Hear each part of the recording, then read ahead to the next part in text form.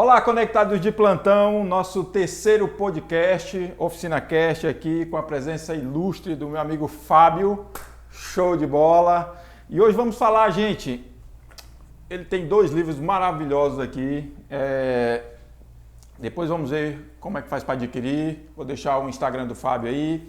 Mas hoje vamos falar sobre trabalho em equipe, sobre finanças, sobre empreendedorismo, um pouco de cada.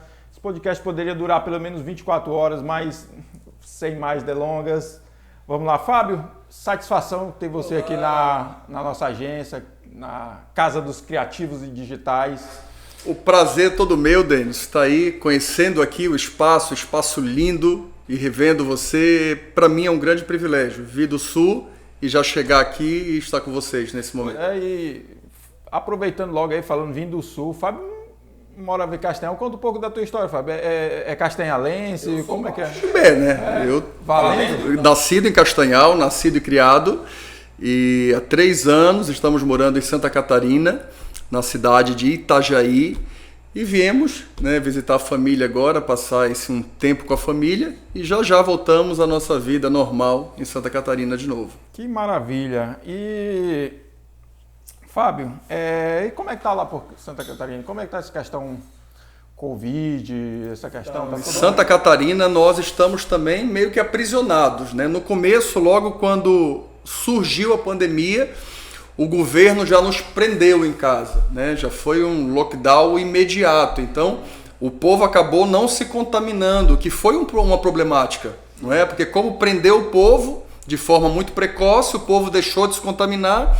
E quando o povo foi para as ruas, os índices começaram a subir. E hoje, por exemplo, quando nós saímos de Itajaí, estávamos na faixa amarela, né? E cremos em Deus que quando nós voltarmos agora, já vai ter amenizado.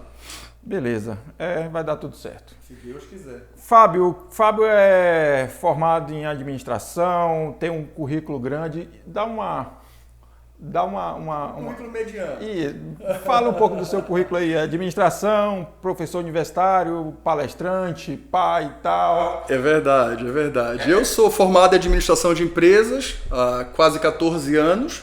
Sou casado há 13 e sou pós-graduado em educação, pós-graduando em gestão e atuo há muitos anos como palestrante motivacional. Atuo há alguns anos, né, na área financeira das empresas e principalmente na universidade, dando aula nos cursos de administração, contabilidade, logística, e é o que eu mais amo fazer, depois de ser pai e esposo, é dar aula. Olha aí, então ganhou uns pontos agora. Olha só. Tá certo. É complicado ser isso tudo, né? Meu amigo, multifacetado. É verdade. E Fábio, falou aí um pouco sobre a questão de palestrante motivacional. Eu queria entrar num tema talvez um pouco polêmico, né? O pessoal fala sobre a questão dos coaches, né? E a gente vê que entrou numa vibe, muitos críticos falando assim, qual a tua visão um pouco do coach? Aí já ouvi falar que Jesus era coach, que nesse universo de palestra, confunde o coach com palestrante, é complicado um pouco isso? O termo coach, ele vem, é um termo americano, né? Se nós formos traduzir, ele vai dar uma variável de treinador. Então, coach era quem treinava pessoas nos Estados Unidos, né? Para jogar o beisebol, enfim, todos os esportes. E trazendo para o Brasil, a gente brinca que na crise quem não virou Uber virou coach, né? E isso é preocupante, porque nós começamos a seguir qualquer um. Todo mundo é coach, né? Tu começava a olhar o currículo, coach, eu sou coach life, coach isso, e isso me assusta um pouco. E várias ramificações do coach. Várias ramificações, mas quando tu olhas os frutos que o indivíduo dá enquanto coach, tu vê que não é algo tão atrativo. Então, assim, a dica para quem quer seguir um coach, preste atenção no currículo dele, né? Preste atenção no que ele está falando, o que está ao redor dele. Né? Não seguir à risca tudo que o coach está falando, que eu acho isso muito perigoso. O cara às vezes é coach empresarial e não tem empresa. Não tem empresa, ou faliu várias empresas e hoje dá dica de como não falir empresa. Eu acho meio complicado isso aí. Ele está dizendo que não siga o que eu fiz, não faça o que eu fiz. É mais ou menos isso. É complicado. Fábio, falando um pouco desse livro, eu achei ele bem interessante, né, da questão do trabalho em equipe. Assim, inspiração para fazer esse livro. Conta um pouco da história desse. Esse livro aí, ele foi um desafio, Denis. Ele foi o meu primeiro livro e o que eu fiz? Esse livro aí, eu tive o desafio de, como administrador, pegar os conceitos da administração sobre trabalho em equipe, quando os discípulos atuavam em trabalho em equipe, como Jesus lidava com a equipe dele. E o meu desafio foi fazer criar uma sinergia, na verdade, entre o que a Bíblia tratava como exemplos e o que a administração teórica falava. E eu consegui usar conceitos da administração, exemplificando com conceitos bíblicos. E esse casamento eu achei bem interessante. O nosso maior desafio hoje, Denis, é o desafio com pessoas. A gente fala de tecnologia, fala de mídias digitais, mas nos bastidores sempre vai haver pessoas. E se eu não conseguir lidar com a minha equipe, lidar com pessoas, dificilmente eu vou evoluir naquilo que eu me proponho a fazer. Legal. E começou logo aqui, né, com Eclesiastes, né? É melhor ser dois que um. É melhor ser dois do que um. E continua o versículo dizendo, porque se um cair, o outro lhe ajuda a levantar. E é basicamente isso. Se eu ando sozinho, eu estou sozinho, né? Nós tínhamos antigamente um conceito que o empreendedor, ele era um lobo solitário. E hoje nós vemos que o verdadeiro empreendedor é aquele que consegue formar a sua equipe e dar frutos com aquela equipe. Então não adianta ser empreendedor, eu preciso saber liderar uma equipe. Não adianta, as duas coisas precisam andar junto. E é um desafio para o empreendedor, né? É um desafio. Verdade, dois desafios, lidar com pessoas e outro desafio é empreender. Né? O Brasil precisa empreender mais, nós temos crescido em empreendedorismo, não é? Mas é desafiador, sobretudo nesse período que nós estamos de pandemia. Quem estava rico ficou mais rico dele. Isso é impressionante. Eu converso com pessoas que me dizem, Fábio, eu nunca vendi tanto. Em contrapartida, existem outros que quebraram, faliram, fecharam. Então há duas vertentes. Tu acha que conhecendo a nossa região, né, como morador, como castanhalense, Papaxibé, e a região de Itajaí, né, tu vê muita diferença do empreendedor lá, o empreendedor daqui? Tem questão cultural, o pessoal se desenrolou mais, ou é meio que está todo mundo no mesmo barco e fica nessa questão também daquela velha frase de enquanto uns choram, outros vendem lenço. Tem um pouco disso em meio à pandemia, tu acha? Sim, então. A característica do sulista, sobretudo lá em Santa Catarina, nós temos muita influência alemã. E o alemão, ele é muito trabalhador. Hoje a nossa realidade de trabalho, tanto a minha como professor universitário, como da minha esposa que é nutricionista, nós vemos que o povo catarinense ele vive para trabalhar. Eles têm poucos filhos lá, para ter ideia, Denis. É um filho, 2 no máximo. A maioria não quer filho, tem animal, tem gato, tem cachorro, os pet shops lá tem muitos. Uns hospitais que tu vê enorme. O que é isso aí? Uma clínica veterinária. Porque assim, a gente tem leis lá, por exemplo, que não pode nem ter fogos de artifício. Copa do Mundo, eleição, tu não ouve fogos de artifício. Por quê? Porque tem leis para proteger os animais. E funciona. Olha, coisa doida, pô. Eu passei uma Copa do Mundo já lá. É uma Copa do Mundo, tem gol na televisão, tu não vê um fogo de artifício. Agora, por exemplo, na eleição, o prefeito foi reeleito e tu não ouve um fogo de artifício ali. É uma coisa impressionante. E a gente, quando começa a viver essa realidade, a gente estranha. Depois fica normal, a gente já se acostuma e é bem interessante. E falando nessa questão do empreendedorismo, né? Por exemplo, para a oficina digital foi um ano de muito crescimento. Muito crescimento. Obviamente, o mercado digital está, né, todo mundo querendo ir, buscando, e quando deu lockdown e o pessoal se informando muito sobre questão de criação de lojas virtuais, como vender mais no Instagram e tudo mais, obviamente a gente está dentro de um mercado que já é crescente e em meio à pandemia, né, também, assim, mas igual você falou, tem muita gente que se reinventou, né? Sim. Você reinventou-se como um palestrante, como um cara que treina pessoas, equipe. Uma dica para quem está vivendo um momento, porque existem dois lados, né? A questão do empreendedorismo. A gente falava agora há pouco, né? Sobre o empreendedorismo você até citou, empreendedorismo na marra ou o cara que já se programava, né? O cara que ficou desempregado e tudo mais.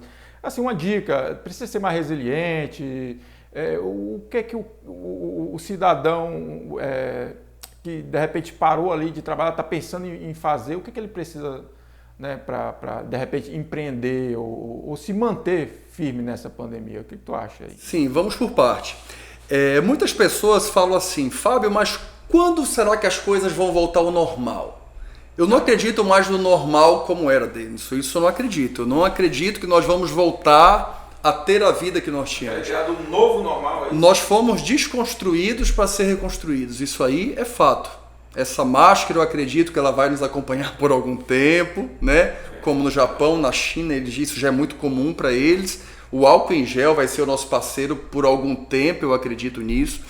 E é interessante que quando nós falamos sobre empreendedorismo, nós temos dois tipos. O empreendedor por necessidade e o empreendedor por oportunidade. O empreendedor por necessidade é justamente aquele cara que ele ficou desempregado. Não tem o que fazer, o patrão reduziu carga horária, fez isso, fez aquilo, não teve jeito, teve que demitir. Aí o cara diz o quê? Eu não posso passar fome, eu tenho que criar alguma coisa. Aí ele vai, pega o dinheirinho que ele tem, ele cria uma loja online, ele começa a comprar uns produtos ali, ele começa a usar o seu Instagram para divulgar, ele começa a vender um pão caseiro, lá no sul eles têm muito hábito de um pão caseiro, gostoso pra caramba. Então ele começa a divulgar aquilo, ele começa a ganhar dinheiro. Eu posso dizer que ele é um empreendedor? Com certeza, porque ele criou uma oportunidade da necessidade que ele tinha. Não adianta no momento de crise da pandemia nós chorarmos. Tanto é verdade, Denis, que até os conselhos, né, de muitas profissões liberaram, por exemplo, atendimentos online. Minha esposa é nutricionista e o Conselho de Nutrição liberou para ela, por exemplo, o atendimento online. Onde eu ia imaginar que eu ia estar na minha sala dando aula, eu tenho turma de 70 alunos, aonde eu ia imaginar que eu ia abrir ali um aplicativo e eu ia dar aula online para os meus alunos. Olha que coisa doida que nós acabamos, né? Entramos nessa nova realidade sem perceber que nós estávamos entrando num novo tempo. Então, nesse momento, não adianta reclamar. É ver o que dá para fazer, se ajustar e tentar fazer o melhor, viver o melhor, na verdade, nesse momento de pandemia. Se inspirar em outros negócios que deu certo, em outras regiões, né? Trazer para si uma... Sim, mas a primeira coisa, se eu puder dar uma dica, Denis, é parar de reclamar. Quando nós reclamamos, parece que nossos olhos começam a ficar vendados. Nós paramos de ver possibilidades. Quando nós paramos de reclamar, nós começamos a ver que existem sim oportunidades, que nós podemos viver nessas oportunidades. É interessante que esse parar de reclamar é algo tão forte, né? Porque biblicamente falando, né? Tudo a reclamação, a murmuração é complicado, né, Fábio? Acaba levando o indivíduo para trás. Em vez de lançar o indivíduo para frente, nós acabamos puxando o indivíduo para trás. Então, reclamar nunca. Né? Eu vi uma frase outro dia que ecoou na minha cabeça: agradece que cresce. E é mais ou menos isso. Quanto mais a gente agradece, para de reclamar, mais a gente começa a abrir os olhos para outras coisas. Nosso editor vai botar agora aqui, olha, hashtag agradece que cresce. Aí, ó, rolando aí embaixo, agradece que cresce. Essa é a dica. E aproveitando aqui, falar com quem está nos assistindo, está gostando do vídeo, é muito importante compartilhar, né, curtir, comentar, porque assim o YouTube vai entender que é um conteúdo relevante para quem está assistindo. E a gente quer que esse conteúdo alcance o maior número de pessoas. Então, você que está assistindo aí, seja um trechinho aí nas nossas redes sociais, no YouTube, no Instagram, onde for, compartilha, comenta, marca aí as pessoas e... Hashtag, isso aí. Não é não? Então, legal. Muitos desafios para o empreendedor, né? Muitos. É desafiador por por vários pontos, né? Hoje, ser empreendedor no Brasil, ele não é fácil. Né? Quando eu começo a dar aula ali, que eu falo para os alunos o que é o MEI, né? O microempreendedor individual, o imposto é menor e tal, a gente começa a ensinar, muitos começam a murchar. Professor, é difícil, né, ter um negócio no Brasil? É difícil, é desafiador, mas eu não posso olhar esse difícil como um impossível. Pode ser difícil, mas é possível alcançar, é possível ter o seu negócio, é possível sonhar. É interessante, nós temos a pirâmide da hierarquia de Maslow, um cara da administração. E o topo lá da pirâmide, ele dizia que nós temos a necessidade de autorrealização. E é interessante que quando eu confronto os alunos, eu digo, quantos estão autorrealizados?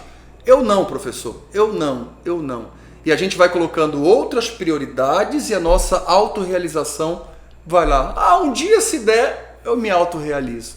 E a gente vai ficando frustrado e acaba que nunca atinge aquilo que a gente sonhou para a gente mesmo, né?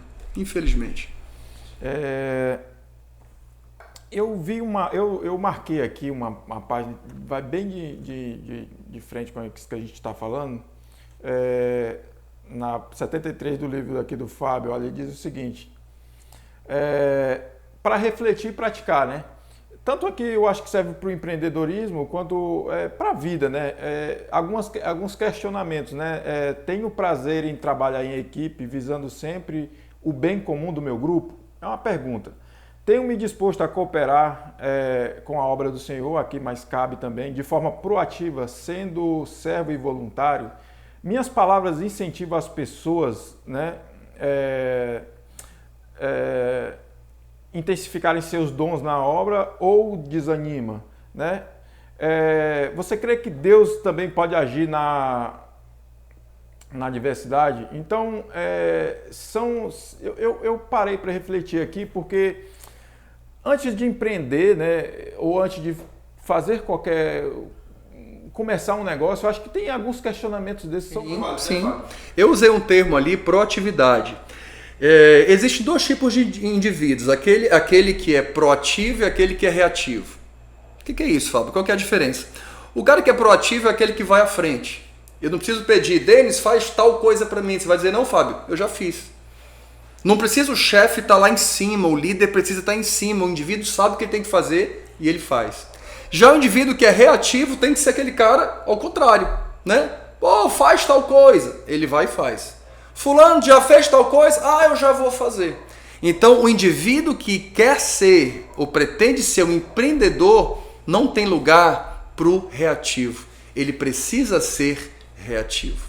E quando nós falamos ali sobre trabalho em equipe, nós falamos sobre diversidade, Denis. Tu imagina se uma equipe fosse formada de pessoas com as mesmas características, os mesmos dons, as mesmas especificidades, seria uma equipe interessante? Todo mundo igual? Não, né?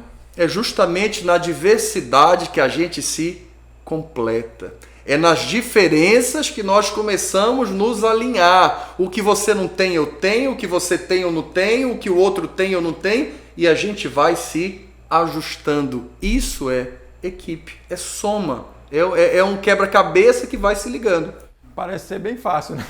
Na teoria não é fácil. É interessante isso aí, Denis. Quando eu vou fazer alguma dinâmica, quando eu dou palestra, treinamento e tal, vocês lidam bem em equipe? Não, professor, lido bem muito com equipe, né? Na primeira dinâmica, Denis, eles faltam sair no tapa, velho. Eles faltam ir pro braço, porque tem dificuldade, talvez do subconsciente, que nem o indivíduo sabia que ele tinha. Por quê? Porque lidar com pessoas é difícil. É ceder, né? É muitas vezes abrir mão do que acha em prol da ideia do outro. Isso é trabalho em equipe.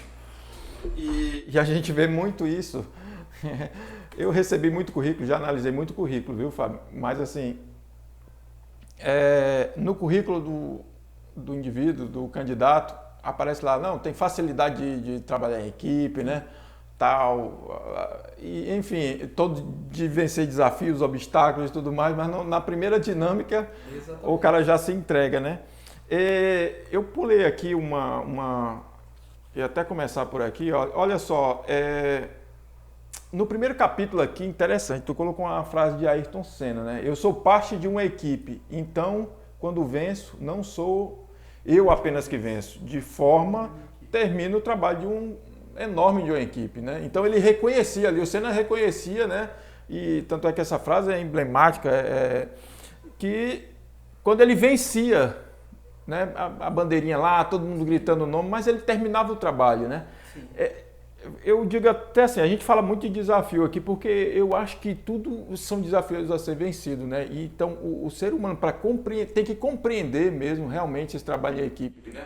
Trocar o eu pelo nós é muito difícil.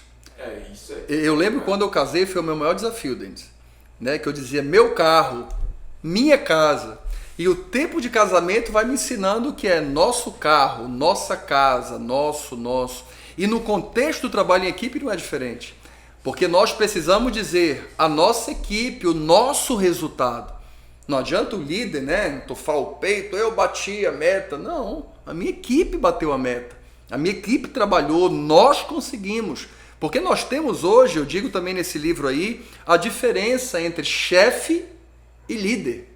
O líder, ele não diz vão, ele diz vamos. O chefe diz, não, vão lá, façam. Mas o líder não, ele está junto. O líder, ele não diz, né, meu resultado, ele diz o nosso resultado. As empresas hoje, elas estão cheias de chefes e com poucos líderes. Chefes não fazem equipe, líderes fazem equipe, né? Então tem essa diferença que muitas vezes a pessoa não conhece também. Legal, muito bacana. Quando a pessoa entende, ela vai prosperar. Né? Com certeza, em todas as áreas, né? Porque uma coisa chama a outra. E, Fábio, agora não dá para falar também só de empreendedorismo, e eu acho muito... Eu estou nessa vibe aqui de economista, de tudo mais. Então, esse livro é maravilhoso, né? Decidir prosperar, porque não adianta a gente falar de empreendedorismo sem falar por finanças, né? Sim. Porque tudo vai começar... montar uma barraca de cachorro-quente, começou Sim. com algum valor, né? Então, esbarra na parte da finança, que é o outro desafio também do brasileiro, né? Desafio. De economizar, de poupar, né? De se organizar, principalmente. O tema desse livro aqui, ele foi muito pensado, né? E o decidir prosperar veio por quê? Porque prosperar é uma decisão. Não, eu decido prosperar. E quando eu decido prosperar, eu preciso fazer o quê? E aqui embaixo tem dicas práticas para administrar suas finanças pessoais e familiares. É interessante isso aqui, esse tema, Denis. Eu dou um dado aqui, eu nem lembro agora, que esse livro eu escrevi há alguns anos já. Tem um dado aqui nesse livro que eu digo que um percentual muito grande de casais que se divorciam é por questões financeiras. Olha como é importante a pessoa se organizar financeiramente. Essa foto do livro aqui, ela é interessante isso aqui, ó, porque é a mão do marido, da esposa e os filhos, porque a família precisa entender que ela precisa prosperar junto. Eu sou um cara, Denis, eu acredito, como professor, que a criança deveria ter aula de gestão financeira desde o ensino fundamental, para ela entender o valor do dinheiro. As minhas filhas, quando pedem alguma coisa, eu digo, filha, eu não posso. Por quê, pai? Porque o papai não tem esse valor hoje. Para elas entenderem que o valor monetário é algo que faz diferença na dinâmica de uma família. Não é? Então temos que tratar dinheiro com as crianças também. Para elas não acharem que a gente tem um pé de dinheiro, que a criança acha que o pai sempre tem dinheiro, né? Sobrando, sobretudo. Então ela precisa entender, desde criança, que dinheiro precisa ser tratado com seriedade e que não nasce em árvore. E interessante, né? O decidir, de fato, é uma decisão, né? Sim. E quando as pessoas falam dicas práticas para administrar suas finanças pessoais e familiares, de fato, as dicas são práticas, mas não adianta ter dicas práticas se não tiver a decisão. Sim, se não colocar em prática, não adianta. Não adianta, né? Então, por exemplo, às vezes a pessoa vive apertada, vive o tempo todo, mas aqui tinha um cartãozinho gente boa, né, daquela empresa lá, e aí a pessoa gostava demais daquele cartãozinho, o tempo todo estava lá comprando, fazendo e tudo mais, mas parece tão fácil, mas não sei, para algumas pessoas, eu já entrei nesse círculo de comprar fiado, de comprar sempre no crediário. Parece tão fácil não comprar, né? Tá precisando? Não, mas tá barato, tá na promoção, eu vou comprar. Na psicologia do consumidor, a gente faz algumas perguntinhas. Denis, eu tô precisando? Eu posso pagar? Se nós formos fazer essas perguntas, a gente não compra nunca, entende? Mas eu aprendi. Mas a psicologia, ela nos ensina como a gente resistir. Hoje, a gente tem algo chamado desejo e outro chamado necessidade. Nós não compramos e não nos endividamos por necessidade. Nós compramos e nos endividamos pelos desejos. Por isso que as lojas hoje, elas investem tanto em vitrine. Às vezes tu sai de casa, tu nem quer aquilo, Denis. Mas quando tu olha, tu diz assim, eu quero, eu preciso. As mulheres, então, elas dizem assim, eu preciso desse sapato. Entende? Por quê? Porque despertou o desejo da mulher quando ela olhou. Então, isso a gente precisa ter cuidado. Eu sempre digo para as pessoas, quando eu dou palestra, Denis, nós temos, eu e a Raquel, 13 anos de casados. E assim, tiveram os apertos financeiros, obviamente, mas nós nunca ficamos endividados. Nunca. Durante 13 anos, nós não sabemos o que é ter uma conta vencida que nós deixamos atrasar. Nunca tinha que ter te conhecido antes. Então, assim, esse livro aqui, tudo que eu falo aqui é com propriedade.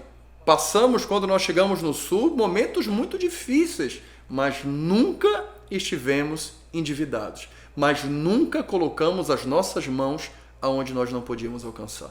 Eu brinco com as minhas irmãs que o primeiro ano nós estávamos para voar, de tanto comer frango. Não dava para comer a carne que nós queríamos, não dava para luxar. A minha filha dizia assim, pai, eu quero sushi. Eu disse, que sushi, menina? Aonde já? Toma esse frango. Não, olha, enrola aí e finge que é sushi. Por quê? Porque era um período de adaptação. Era um período de recomeço, e recomeços são períodos de escassez, gente. Talvez você que esteja vendo esse podcast, muitas vezes essa virada para receber o melhor, nós passamos por um momento de escassez. Um momento de segurar para lá na frente nós podermos desfrutar de algo melhor. Não é? Eu acho que as pessoas... Elas às vezes se martirizam, né? Por exemplo, mas eu queria muito dar aquela bonequinha que eu nunca tive para o meu filho, aí sem condições, vai lá, abre o crediário, compra uma boneca de R$200 e tudo mais. Tem até um meme, né, que fala, a calça para uma jovem de 16 anos é mais de R$300. Então, assim, acaba se tornando, é engraçado, mas acaba se tornando uma realidade, né? Porque eu costumo falar para o máximo de pessoas possíveis que você não precisa comprar uma roupa nova para o Natal ou pro Ano Novo, né? Creio que estou certo nessa, né? Porque se você for analisar essa virada de ano, por que não? Eu não posso passar com essa, né? Ninguém nem lembra qual foi que você passou ano passado, mas assim, mas existe muito isso. Cultura consumista. Existe muito isso. Por que comprar tudo novo para pequenos momentos e entrar em um ano de endividado? Então, seria essa uma dica também legal para não entrar no endividamento? Eu tenho um ditado que eu sempre uso isso aqui, né? A minha mãe, ela diz algo, né? Desde eu pequeno, mãe, mas eu mereço. Ela disse, merece, mas não carece. Então daí tu já tira deles, que o negócio não é bem... E essa mentalidade do querer é poder, calma, até a página 2. Nem tudo que eu quero, eu posso. Né? Eu ouvi algo hoje que me chamou muita atenção, né? Um videozinho, onde a pessoa falando diz que a Xuxa enganou vocês. Nem tudo que você pediu, o cara lá de cima vai te dar. Não é bem assim a história. E nós precisamos pegar aonde os nossos braços alcançam. Senão nós vamos viver a nossa vida endividados. Eu fiz algo desde quando eu morei em Curuçá. Para quem não sabe, eu e minha esposa moramos por 4 anos em Curuçá, cuidando ali de um povo em Curuçá. E nós, desde lá, nós criamos algo no nosso subconsciente, né? Talvez, se eu posso dizer assim. O dinheiro que nós iríamos comprar uma roupa para nós passarmos o ano, nós iríamos doar para alguém que estava precisando. E a nossa vida durante alguns anos é dessa forma. Para que comprar se eu já tenho tanto? Se eu posso dar para quem não tem nenhuma? Então eu acho que quando nós viramos essa chave na nossa cabeça, Denis, a gente vive melhor. Porque o que adianta eu ter se eu não posso ajudar o outro que não tem? Então assim, eu falo muito aqui nesse livro sobre o princípio da mordomia. Eu sou mordomo, eu estou administrando o que está nas minhas mãos. Mas se o que eu tenho eu não posso, né, ajudar o outro, o que adianta ter? Né? Aí a pessoa vai agora no Natal comprar o 100º par de sapato dela, enquanto o vizinho não tem um sapato para andar no dia a dia. Então a gente pode, né, fazer de forma fraterna, vai ajudar o outro e ainda nos impede de ficar endividado. E não precisa ter muito para fazer. Poxa vida, não. Eu costumo dizer, Denis, que sempre vai ter pessoas que têm mais que nós, mas sempre vai haver pessoas com menos que nós. Né? Sempre. Então a gente precisa não olhar para o outro que tem mais do que nós. Mas, poxa, aquele tem menos que eu e eu posso ajudar. O pouco que eu tenho, eu posso dividir com ele. Isso é prosperidade. O coração do indivíduo, um coração doador, um coração grato, um coração que ajuda, esse também é o princípio da prosperidade. Legal. E, Fábio, falando um pouco mais sobre essa questão da prosperidade, muito se confunde só a riqueza, né? Mas se mantendo nela na questão de ser próspero financeiramente, o brasileiro não tem a cultura de poupar, né? Sim. Então, por exemplo, você recebe um aumento de salário e fala, não, agora eu vou guardar esses R$1.000. Aí passa um ano, você não conseguiu guardar aquilo que você não contava, né? Então, assim, e eu vivi isso na minha vida, né? Fui um cara muito endividado, né? Mas assim, a gente conseguiu sair há um tempo dessa questão de dívidas para começar a poupar, né? Então, alguém que está nos assistindo pode falar assim, dicas práticas, mas é prática, né? Mais uma vez, reforçando, é questão de decisão, né? E assim, tem alguma dica para o cara que recebe pouco, entre aspas, né? Mas que ele não consegue de forma alguma guardar algo, guardar uma fração? Existe uma técnica, existe alguma coisa? Como é que faz para mudar essa chave? Segundo a economia ela já é bem taxativa. Ela diz que nós temos que poupar 30% que nós ganhamos. Aí dói, né? 30% é coisa para chuchu. Então, se você não consegue poupar 30%, Denis, comece com 5%. Mas comece. Esse mês do meu salário eu vou poupar 5%. Mês que vem eu vou poupar 10%. Mantenha um ano poupando 10%. No final do ano você vai ver o quanto você acumulou. O quanto você deixou de gastar daquele lanche todo domingo à noite que você saía e não via resultado daquilo. Então você começa a poupar. E poupar, ele requer sacrifício, Denis. Requer sacrifício. Vai ver aquele valor lá na conta e vai falar, rapaz, estou apertado. Porque assim, tem necessidade de todo final de semana eu sair para comer fora? Humanamente falando, tem necessidade? A gente quer, a gente gosta, mas tem essa necessidade? Se a gente for dar corda, a gente vai todo dia comer fora. Mas se você colocar na caneta, porque assim, o que faz a gente poupar é você colocar na caneta o que você está gastando. E quando eu dou consultoria financeira, a primeira coisa que eu falo para o indivíduo é isso. Coloque tudo que entrou e tudo que saiu. Fábio, tudo? Tudo. Tomou um sorvete, tá ali, ó, R$5 sorvete no dia tal. No final do mês, você vai ver o quanto você gastou com coisas que são desnecessárias. Poderia ter poupado. 5 aqui, 10 ali. No final do mês, no final de 30 dias, você vai ver a diferença. E é aí que eu faço o indivíduo perceber disso aqui, o que você abriria a mão? Isso aqui não é necessário, isso também não. Aí o próprio indivíduo começa a arriscar aquilo que ele mesmo entende que não é necessário. Aí a chave vira e a gente começa a poupar. E é interessante, porque se você não fizer nada, o tempo vai passar do mesmo jeito. Sim. A pessoa fala assim, mas eu só consigo mais 5%, sei lá, seria R$30, seria R$40. do meu salário, mas R$40 dá para mim estar daqui um ano com... Isso mas falar, multiplica isso por 12, pois e é. no final do ano, como isso vai fazer uma pequena diferença? E se a pessoa, então eu vou poupar, o tempo vai passar do mesmo jeito. Né? Então é melhor que passe poupando. Melhor que tenha pouco do que não ter nada. Né? Porque assim, a nossa cultura brasileira é uma cultura do hoje, Denis. Lá nos Estados Unidos, ontem mesmo nós ouvimos isso. O americano, o filho nasce, já tem um programa de previdência para ele. Ele nasce, já tem dinheiro sendo depositado para ele. Quando o indivíduo, esse menino, ele cresce, que ele está na faculdade, a faculdade dele já está basicamente toda paga, porque poupou 18 anos de dinheiro pela previdência. E o brasileiro não tem esse hábito. Alguns bancos, por exemplo, um dos meus bancos é o Santander. O Santander, ele força-nos a poupar um dinheiro.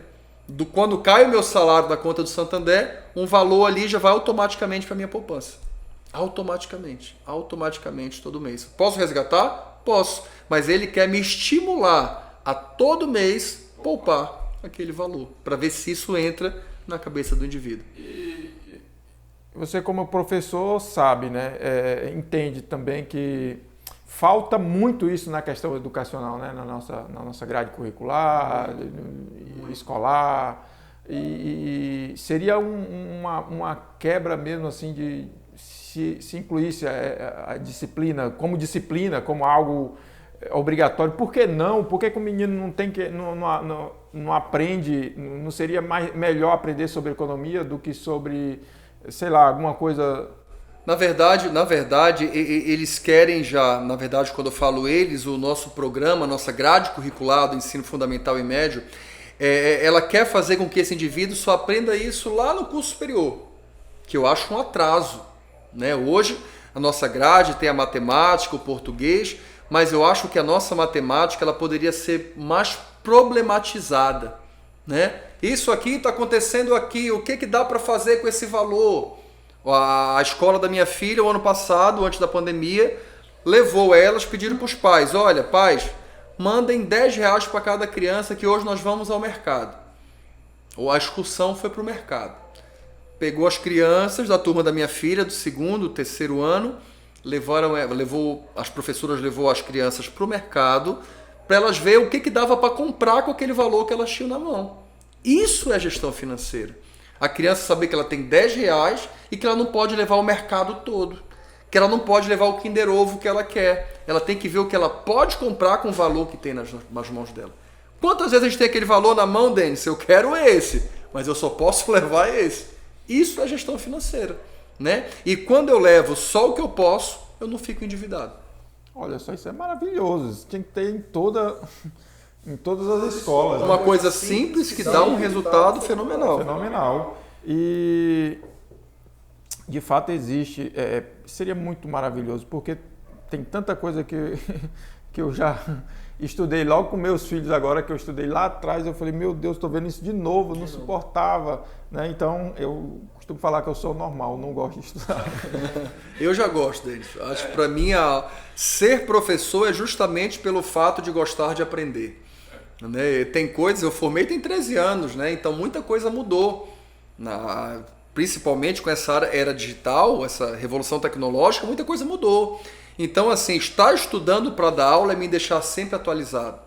Né? Estou ensaiando fazer outra graduação, ou se eu faço mestrado, eu não sei, fico nessa, porque eu gosto de estudar. Estudar para mim é prazer, entende? Então, assim, quando eu estudo, eu vejo que tem um mundo paralelo. Quanto mais eu estudo, mais eu vejo que eu não sei.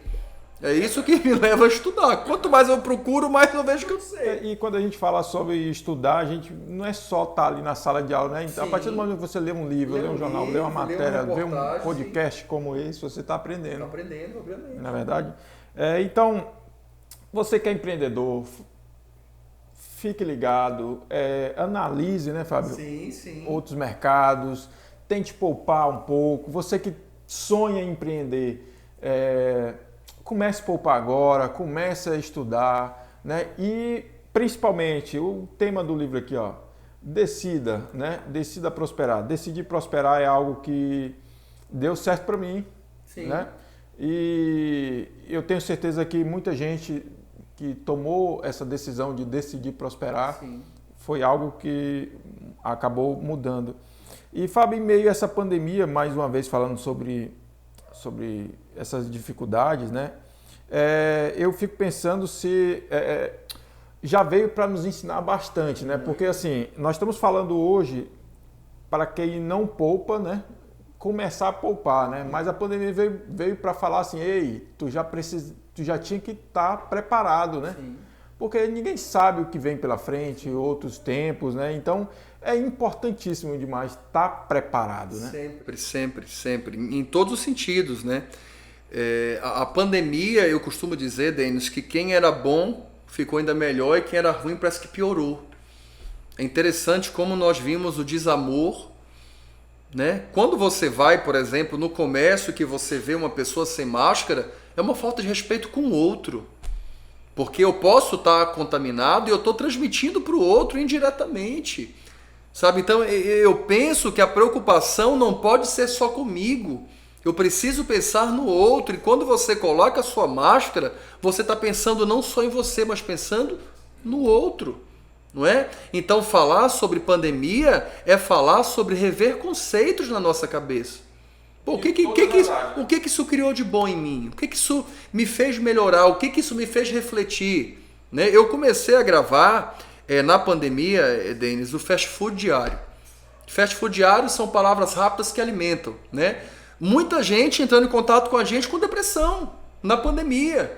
E eu comecei a gravar vídeos curtos, de no máximo 3 minutos, e comecei a enviar para pessoas, parentes, postar na minha rede social. Criei o Instagram, que há anos eu estava longe das redes sociais. Comecei a postar e as pessoas começaram a me dar um feedback positivo.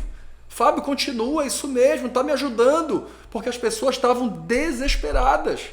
Então, muitas vezes, uma palavra de consolo muda o dia de uma pessoa. Sabe, na pandemia eu aprendi isso, que uma palavra, simples como for, ela pode mudar a história de uma pessoa. Legal, legal. E continue, mas ainda está fazendo os vídeos? Estou fazendo. Eu tenho ali o meu YouTube, né? O @fastfooddiário. E lá no meu Instagram, o @Fábio Raquel Souza. 3 vezes por semana eu posto vídeos novos ali com palavras de reflexão e tal. Nada de igreja, nada voltado à religião, mas uma palavra realmente de motivação, consolo, conforto, né? Eu tenho certeza que quem entra lá vai se identificar. É algo bem interessante. Beleza, então tá aqui também o link na descrição do Instagram. Só repete de novo. O Instagram, Fábio e Raquel Souza. @Fábio e Raquel Souza. Raquel com CH, Rachel, Souza com Z. Interessante, né? O Instagram é junto, né? É um Instagram só, Ela tem o dela, mas o meu é junto com o dela, porque é muito amor. Ah, é? Pois é, tá vendo aí, ó. Nós falamos aqui sobre dividir, né, e tudo mais. E dividir, inclusive, até... É porque o da minha esposa, eu falei aqui na entrevista, que era nutricionista. Então o dela é mais para essa área profissional. O meu não. O meu eu uso basicamente só para o fast food diário. Né? Talvez lá na frente eu mude o nome dele, né? O Fábio Raquel Souza, talvez só mude a nomenclatura ali para o fast food diário, mas vamos ver. Legal. Olha, Fábio, muito bacana o nosso bate-papo. Assim, encerra aí com uma palavra, um review do que a gente falou para os nossos amigos empreendedores, para os nossos amigos que estão endividados e que vão sair dessa peleja, né? O pessoal que precisa, que está com um quadro, com a equipe complicada, né? Assim, eu creio que, assim como esses 2 livros se completam, né? Eu acho que os 2 se completam, principalmente, independente da ordem que você lê, né? Eu queria que tu finalizasse aí, Fábio, dando um reviewzinho do que... Então, se nós pudermos falar sobre um geralzão aqui do que nós falamos. Eu acredito muito, você que quer empreender. Primeira coisa, Denis, veja em que negócio você quer empreender. Legal. Entende? Isso é muito importante. A pessoa diz assim, eu depositei tudo e perdi tudo. Né? Mas o Fábio falou que empreender é bacana. Tem várias coisas para nós podermos empreender. Várias coisas. Por exemplo, eu ensino meus alunos a fazer uma análise SWOT. Análise SWOT, o que é, Denis? Quais são os meus pontos fortes, pontos fracos, oportunidades e ameaças? Eu tenho que saber isso aqui. Eu quero abrir um negócio. Quais são meus pontos fortes? Quais são meus pontos fracos? Lá no meu concorrente, o que ele tem de ameaça para mim? O que eu tenho de oportunidade? Então eu preciso saber o que eu estou fazendo. Primeira coisa. Depois é se organizar. O que entrou? Isso aqui. O que saiu? Isso aqui. O menor que seja. Pô, isso aqui eu tenho aqui na página... Eu criei aqui, Denis. Aqui, ó. Eu criei aqui na página 78 do livro uma planilha de controle de gastos. Básica. O que entrou? Salário, tanto. Aluguel, se eu tenho alguma casa alugada. Entrou. Pensão, hora extra. Tudo. Aqui eu vou saber no final do mês quanto entrou e quanto saiu. Primeira coisa é anotar o que entrou e o que saiu. A minha esposa, ela é mais administradora que eu, organizadíssima. Chega a fatura do cartão dela, Denis, ela sabe quanto vai vir antes da fatura chegar. Porque ela anota absolutamente tudo. Na minha cabeça é tudo meio que automático. Eu tento já ir me controlando, os aplicativos do banco já me dão, né, o que entrou e o que está saindo, então já me ajuda bastante. E eu tenho uma coisa comigo, é uma dica também isso aqui. Eu não pago nada na boca do caixa. Eu pago tudo via aplicativo. Tudo. Porque pelo meu extrato eu sei quanto entrou e quanto saiu pagando conta. Tudo está ali. E durante 5 anos vão estar todos os meus comprovantes ali no arquivo do banco, que eles são obrigados a guardar durante 5 anos. Resolve a minha vida. Então hoje a gente tem ferramenta, tem aplicativo, tem... É endividado quem não decidir prosperar. Porque o cara que decide prosperar, ele começa a se organizar. Verdade. E até falei que ia encerrar, mas olha, falou uma coisa bacana que é, assim, analisar, né? Porque às vezes a pessoa vai muito na vibe, principalmente estamos vivendo ainda, mas essa questão de pirâmide e tudo mais, o cara fala, quer ganhar muito, investe tanto, o cara vai lá, ele vai na onda, né? Ou então até mesmo o cara fala, o fulano botou um negócio, vai dar certo aqui para mim. Não existe milagre, Denis, não existe. Na verdade, eu aprendi algo que eu sempre falo, quem nasce grande é monstro. O cara ele não quer começar pequeno, Denis, ele quer começar grande. Para começar grande, ele precisa ter um grande investimento. Um grande. Quando nós falamos sobre capital de giro, né, que eu já estou entrando já demais, a gente tem que fazer outro podcast depois. Quando a gente fala de capital de giro, o capital de giro também ele varia de 30% a 40% do valor que você abriu, do valor que você usou para abrir aquele negócio. Então imagina, se tu usou 100 mil para abrir o negócio, você precisa ter quanto para poder manter aquele negócio de capital de giro? 40 mil guardado. Entende? Então é um valor proporcionalmente alto. Se eu tenho 1 milhão, gastei 1 milhão, eu vou ter que ter 400 mil. Entende? Então é muito dinheiro. Segundo o Sebrae é isso, 40%. Então é muito dinheiro. Então o indivíduo ele quer abrir, ele diz assim, eu gastei tudo na reforma. Tá, e aí o capital de giro? O negócio, uma dica, essa é para encerrar. Essa é para encerrar. O que diz aqui as nossas bibliografias da administração e na gestão financeira? 1 ano o negócio precisa se bancar. 1 ano. Né? Então você tem que ter, teoricamente, dinheiro para bancar aquele negócio se ele não estivesse bancando. 1 ano. 2 anos aquele negócio começa a lucrar. Isso pode acontecer antes? Obviamente, precisa acontecer. Mas se até 2 anos você ainda não está lucrando, alguma coisa está errada em todo esse processo. Então, se você em 1 ano não está se bancando, o capital de giro precisa te bancar. Então você precisa ter dinheiro guardado. Não adianta achar que você vai começar hoje e o negócio vai se bancar, o negócio vai... Dificilmente isso vai acontecer. Acontece de isso acontecer? Acontece. Mas o normal, segundo os referenciais teóricos que nós temos, é de 1 a 2 anos. Muito legal. Olha, gente, muito bacana esse podcast. Vou te esperar mais vezes para a gente falar. Quando eu voltar ou aqui ou lá, né? Estar maior, ou de repente lá, é verdade. Se for lá, nós fazemos um de lá. Com certeza. Mas aí tem opções de fazer online. Sim, vamos fazer uma live falando só sobre empreendedorismo, Aí eu vou falar sobre o ciclo de PDCA, falar sobre as análises SWOT, como é que faz, sobre os 4 P's do mix de marketing, produto, preço, prazo e promoção, como é que faz. Isso aí a gente... Aí, 0800. E 0800, né? É isso aí. A única coisa que você precisa fazer é se inscrever nesse canal, compartilhar esse conteúdo. Então, para quem nos acompanhou até aqui, muito obrigado pela presença de vocês. Está aí as redes sociais do Fábio, está na descrição. Valeu e até a próxima. Falou, Fábio. Um abraço.